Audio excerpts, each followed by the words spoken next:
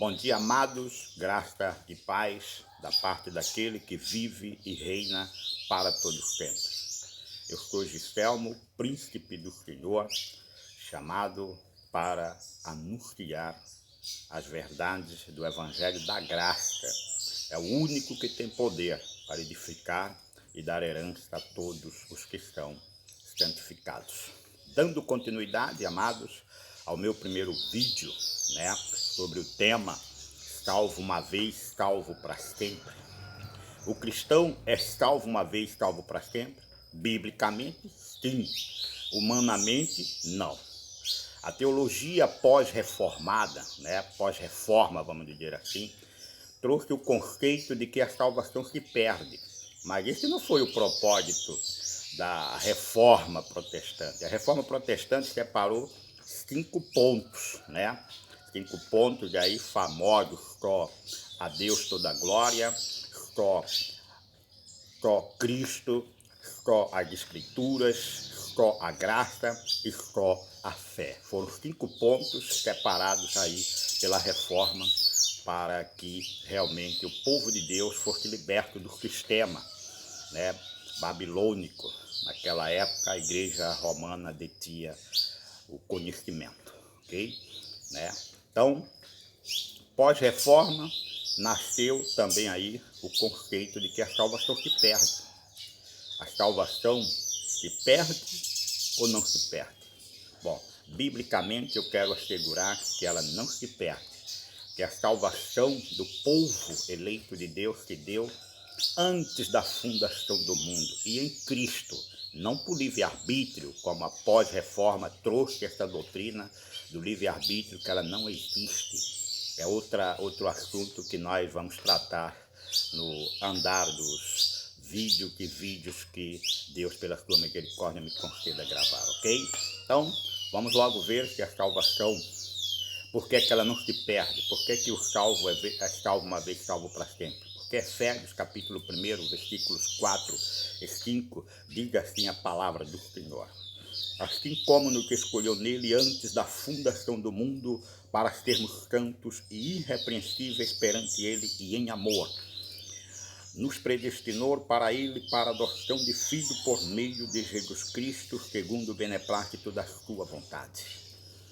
A salvação do cristão verdadeiro, eleito pelo próprio Deus antes da fundação do mundo, tem o beneplácito de Deus, não tem o livre-arbítrio, não tem a vontade humana aqui, porque a palavra de Deus diz que ele nos escolheu foi antes da fundação do mundo, ou seja, antes de tudo ou qualquer coisa viesse a existir. Deus nos criou e antes de criar as coisas, ele nos escolheu para a salvação. Por isso a salvação é dos eleitos por ele escolhido antes da fundação do mundo. Não por livre-arbítrio, não por sistema ou por qualquer outra contradição a esta doutrina. A doutrina do salvo de uma vez, salvo para sempre, ela pertence a Cristo e à sua igreja. Por isso nós devemos crer como diz as Escrituras, não como os ignorantes, que não têm a revelação do Espírito Santo e que está dentro de um sistema do qual realmente estão enfermos pela época da apostasia, com ensinos, a palavra diz, ensinos de demônios, doutrinas de demônios, diz a palavra, espíritos enganadores e ensinos de demônios. Está lá em 1 de Timóteo 4, versículo 1 em diante. Então, a salvação não se perde, por quê? Porque ela tem que ser considerada salvo uma vez, salvo para sempre. Porque também no livro de Filipenses, capítulo 1, verso 6, já assegura esta salvação perfeita, uma salvação que não se perde, uma salvação começada e completada por ele. Ele mesmo, diz lá no livro de Isaías, que ele anunciou a salvação, ele mesmo a executou, tá? Então diz assim a palavra no livro de Filipenses, capítulo 1, versículo 6, diz assim: estou plenamente certo de que aquele que começou boa obra em vós há de completá-la até o dia de quem? Até o dia de Cristo. Não diz aqui que haveria uma possibilidade de eu perder a salvação. Uma vez que ele me salvou, eu estou seguro até a volta do Senhor Jesus. tá? A salvação, ela foi realizada e está assegurada no próprio Cristo, diga a palavra, não no sistema, não no achismo, não, nem muito menos no livre-arbítrio, porque esta doutrina ela não é bíblica e nem foi ensinada pelos apóstolos do Senhor, nem tampouco por Cristo, ok? Então, a salvação, ela não pode se perder, porque nós fomos escolhidos antes da fundação do mundo, pelo voto de Deus, e somos diante deles tanto de irrepreensíveis, ou seja, assegurado ali que em Cristo nós, antes de pecarmos, nós já tínhamos sido salvos, diz a palavra, ok? E aqui também diz, em Filipenses, que a obra que começou foi Ele, e Ele mesmo completa. Em Hebreus capítulo 7, 25, vai afirmar mais uma vez que eu sou salvo totalmente. Eu não sou salvo aos poucos, como alguns dizem aqui, não, mas se você ou aquilo perder, ou você pecar, ou você deixar de fazer ou não fazer, você perde a salvação. Não, eu perco galardões aqui na terra. Cuidado, que muitos não têm um entendimento a respeito de galardões enquanto aqui tivermos. Porque o galardão da salvação, ela foi me dada eternamente em Deus e em Cristo. Então, não tem nada a ver com aquela perseverança lá de Mateus 24, né? Aquela perseverança está ligada a você e eu perseverar para escapar das situações que estão acontecendo, anunciado ali na escatologia de Cristo, mas não da salvação. A minha salvação não deu pela minha perseverança, a minha salvação e a sua salvação se deu pelo sangue de Cristo. A palavra de Deus diz que foi pelo novo e vivo caminho que ele nos consagrou, isto é, pelo véu, pela sua carne. Hebreus fala sobre isso, ok? Então, em Hebreus nós temos capítulo 7, versículo 25, a segurança de que a salvação ela está completa. A palavra diz que ele pode. E ele não confiou a ninguém esse poder, não. Ele mesmo, diz aqui a palavra, diz assim, ó. Por isso também pode salvar totalmente os que por ele que chegam a Deus, vivendo sempre para interceder por eles. Ou seja, aqui aparece mais um mistério que a Igreja de Cristo esses dias não está vivendo. Não está vivendo quando eu digo uma parte da igreja, porque eu acredito numa parte da igreja como eu, que crê nas Escrituras e na revelação do Senhor pelo Espírito. O ministério de Cristo como sumo sacerdote, segundo a ordem de Melquisedeque, não está em algumas igrejas presente. Eu posso dizer na maioria parte delas, porque estão debaixo do tempo de apostasia, ou seja, apostataram da fé, estão seguindo aí outras doutrinas, uma delas é essa que nós estamos tratando, que eles afirmam a perca de salvação, baseado em versículos isolados, baseado em pensamentos humanos, não no pensamento de Cristo, nem de acordo com a sua palavra. Então, Cristo aqui, a palavra assegura que ele pode nos salvar totalmente, porque ele vive intercedendo por nós. O que quer dizer isto? Bom, a salvação, ela foi dada por Deus e ela é mantida por Deus. Quer ver outro versículo que confirma esta nossa segurança até o fim? Judas, capítulo 1, versículos 24, nos diz assim a palavra do Senhor no livro de Judas. Judas, não os Iscariote. Judas, o irmão do Senhor, que escreveu esta epístola, que é semelhante à segunda de Pedro, né? É uma epístola universal. Diz assim a palavra, para que eu e você não tenha medo de perder a salvação, porque ela não nos foi dada por homem, ela nos foi dada por Deus em Cristo desde antes da fundação do mundo. Ora, aquele que é poderoso para vos guardar de tropeços e vos apresentar com exultação imaculados diante da sua glória. Ou seja, nós nesta salvação temos a segurança que naquele dia seremos apresentados diante dele, não com culpa, não com preocupações ou medo de ser julgados, mas a palavra diz com exultação imaculados. Perfeito, porque nós acabamos de ver ali em Hebreus capítulo 7, 25, que ele vive para interceder por nós. Cristo é o nosso sumo sacerdote, constituído por Deus segundo a ordem de Melquisedeque. Este sacerdócio, ele está ativo justamente para nos garantir os perdões dos pecados passados, presentes e futuros. Foi uma única oferta que foi ali oferecida para os perdidos em Adão, né? Os que depois de Adão pecaram, diz a palavra. Nós somos pecadores em Adão e somos justificados em Cristo, quando recebemos a manifestação desta salvação que nos foi dada antes da fundação do mundo. Então, Hebreus capítulo 10, versículos 14, vai mostrar aonde está também uma das bases para que eu possa acreditar que salvo uma vez, salvo para sempre, segundo as Escrituras, diz assim: porque com uma única oferta aperfeiçoou para sempre quantos estão sendo santificados. E o santificado aqui é pela palavra, não é o santificado nas tradições de costume, muitas das vezes judaizante, né? Que está sobre a igreja de Cristo nesses dias de apostasia, ok? Então diz que uma vez por todas, né? Nós fomos salvos por uma única oferta. No versículo 10, ainda do capítulo 10, afirma a palavra, diz: nesta vontade. Que vontade? Na vontade de Deus.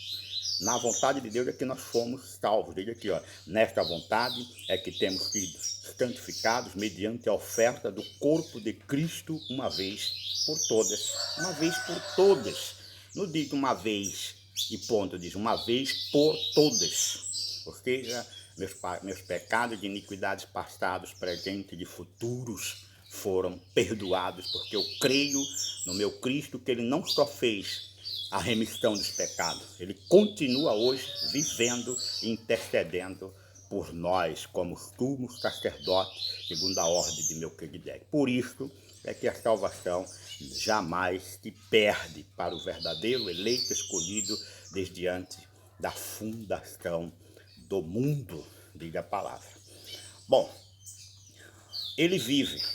Aqui estamos falando, ele vive, já temos falado a respeito desse sacerdote, que está adormecido para algumas igrejas. Quando eu digo algumas, porque eu creio que Deus sempre teve remanescente, pessoas que ele sempre separou para guardar e preservar essas verdades. A Bíblia chama de guardiões, né? Vigilantes, como está escrito lá no livro de Daniel, que são vigilantes desta palavra e vive esta palavra. Então, nós vemos aqui também em Hebreus 7, 21, nós vamos ver quando e como se deu esta promessa a respeito da manifestação de Cristo como sumo sacerdote.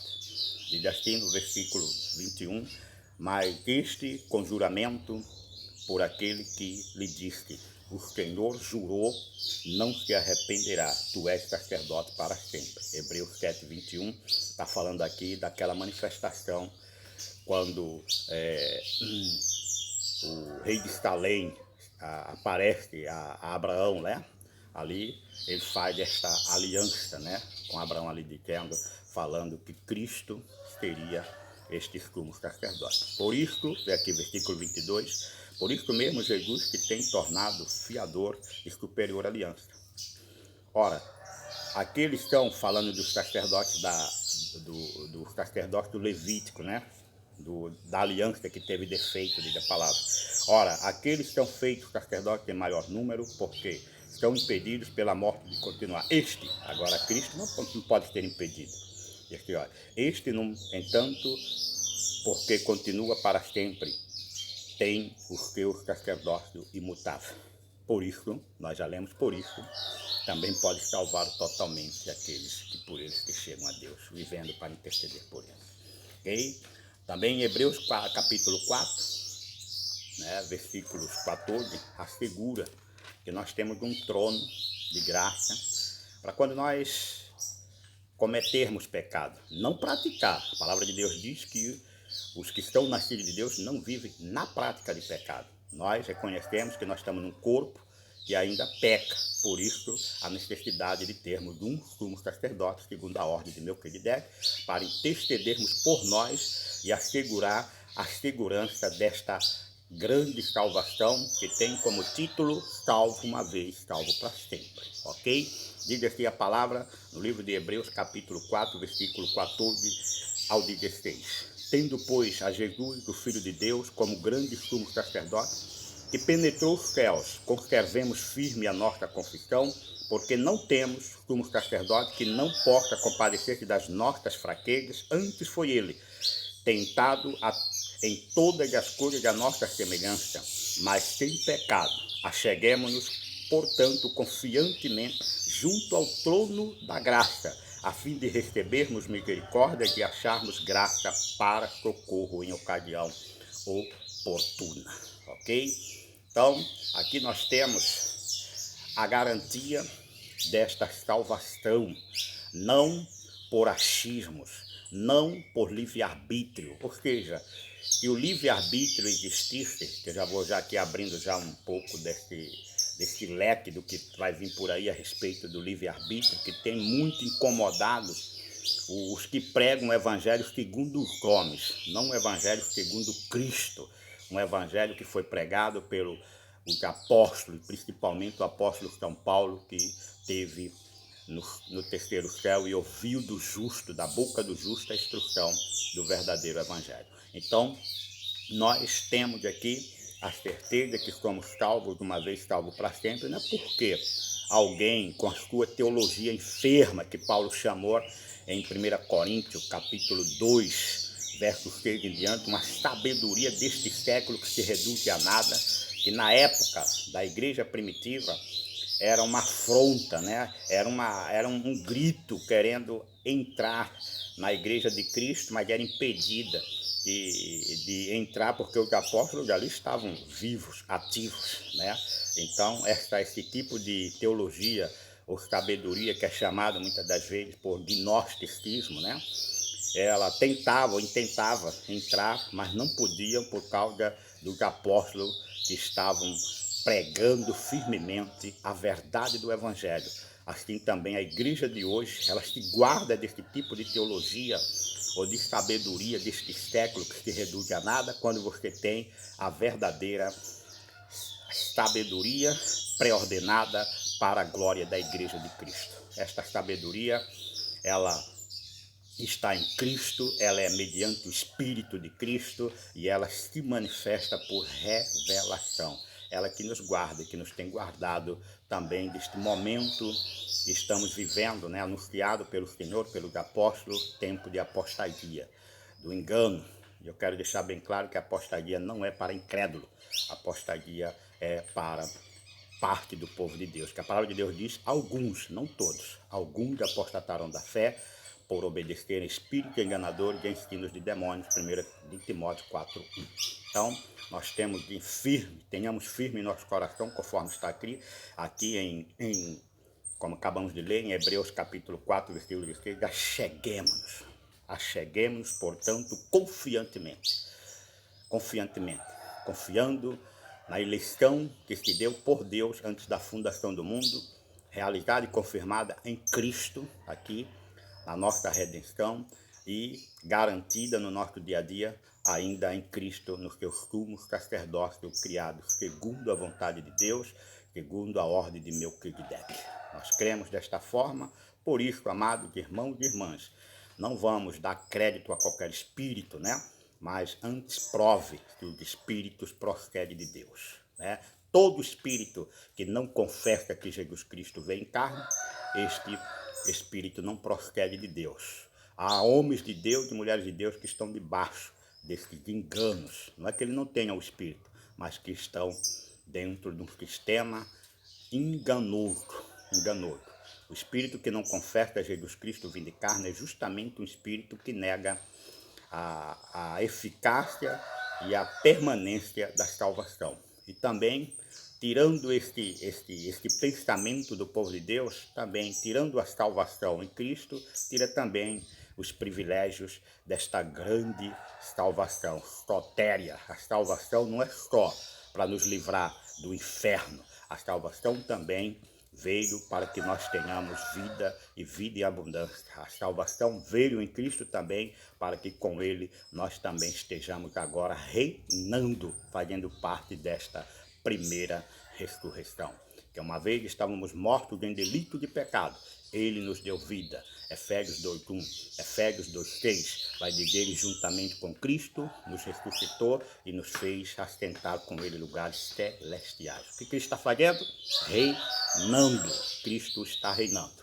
E nós com ele, eu creio em nome de Jesus. Então, devemos dar crédito à palavra ensinada pelo Espírito de Deus. O Espírito de Deus não nega a salvação eterna. Ele afirma a salvação eterna, porque Deus é fiel e ele não pode se contradizer. Nós temos aqui pedir a Deus que ele nos dê olhos iluminados, nos dê entendimento espiritual para podermos conferirmos coisas espirituais com espirituais e ler a palavra dele com ponderação, ou seja, pelo Espírito. Não com essa teologia aí que nega a todo tempo a soberania de Deus. Nega a soberania de Deus. É isso mesmo que vocês estão ouvindo, amados irmãos. Creia que a nossa salvação é eterna, porque ele nos escolheu nele antes da fundação do mundo. Ele realizou essa salvação, ele cuida dessa salvação e uma vez salvo, salvo para sempre. A todos, amados irmãos, graça e paz.